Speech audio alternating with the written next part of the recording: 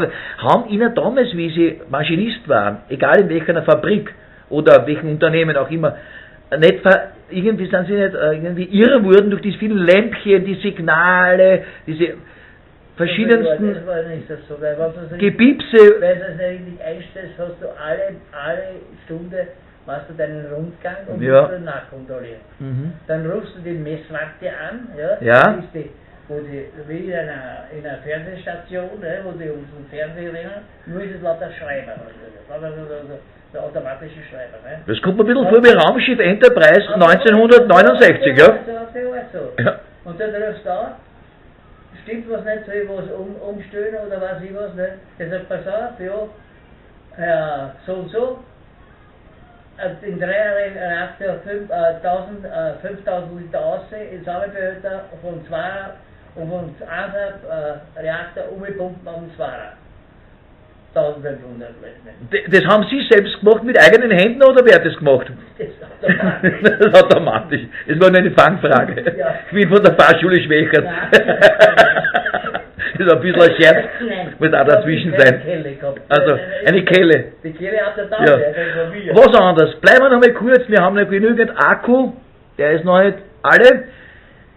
Sie haben nach dem Betrieb, nach der Dienstzeit, haben Sie auch noch, also nach der Arbeitszeit, haben Sie mit einem Freund, mit einem Kollegen, haben Sie Maurer- und Malertätigkeiten durchgeführt.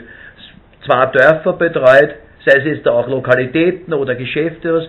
Welches Push-Erlebnis ist Ihnen in Erinnerung geblieben?